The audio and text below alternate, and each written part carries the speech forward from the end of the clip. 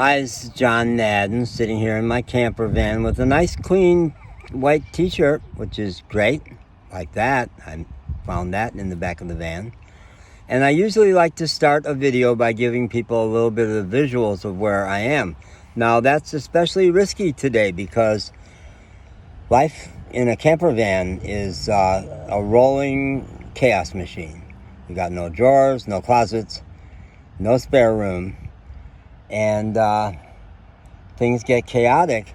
And today I did what I have to do every few weeks at least, is to get pretty much everything out of the van. There were blankets and sheets needed to be dried off. There had been a water spill. There were a couple things missing. I found a couple of them, but so far I've not found my wallet, which is big. We may have to retrace our steps from yesterday. It's got my passport and my state ID, a lot of stuff. So I've been busy involved in all that, and I'm hot. It's probably like 83 or something by now. But the situation was becoming. Tomorrow they're predicting windy. Today it's slightly breezy, which is great for drying out blankets and stuff. Tomorrow windy means it'll all blow away. So here's the visuals. You know, when I saw my son for the first time in years, and the last time in years, back in summer of 21 in Louisville, I had made the car apple pie order that morning, but over the course of several hours, it had eroded a little, and he took a look at it and said, boy, this is chaotic. So this is chaotic. I've got blankets hanging all over the place. I've got so much, 80% of my stuff is on the ground out there. Mostly and almost entirely not facing towards the convenience store. Don't want to horrify the populace. And I got things drying out. I've been listening to National Public Radio as I've been doing this, and they just had a story about this super congregation, Catholic congregation in California. Monster new church, cost millions to build, and it's going to allow only 3 priests to serve a whole lot of people. And it's because there's 50% less priests in the country than there were a ways back.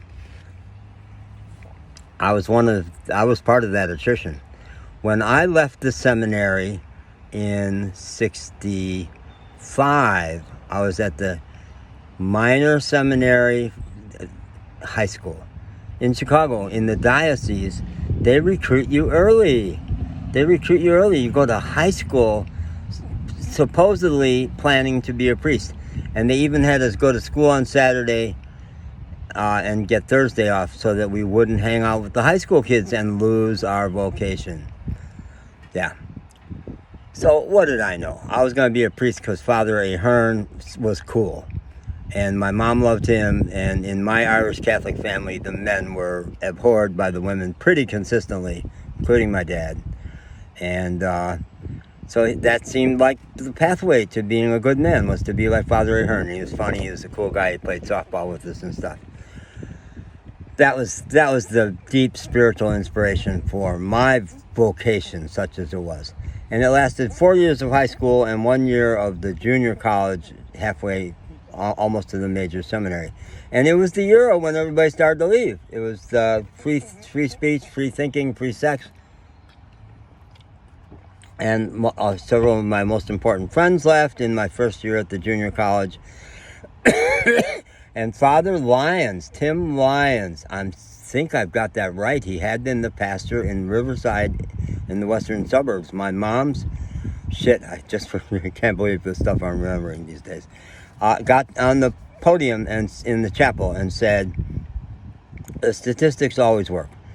1 in 5 guys who starts at Quigley in their freshman year of high school ends up being a priest. So they knew already that it was ridiculous. Like 95% were just going to wash out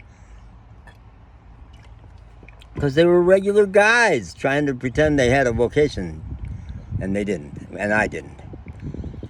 So he says it always plays out. We have a spate of people leaving right now, obviously. It always works out 5%. No, for my class it was like 1% made it to be priests, and that's the way it's been ever since. For 2 really good reasons.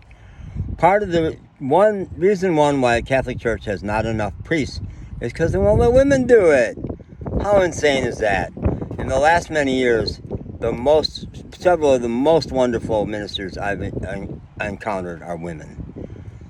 And it just drives a stake in the ground that says Catholic Church is backward and sexist and does not believe that women are in God's image.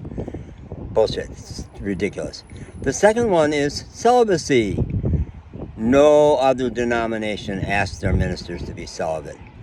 The idea that they think that these regular guys who come out of the regular working class neighborhoods of Chicago are scripted for celibacy, I mean, that's a pretty high spiritual path. And I think there are a handful of people out there for whom it's a genuine spiritual path and they go right to God and it's great.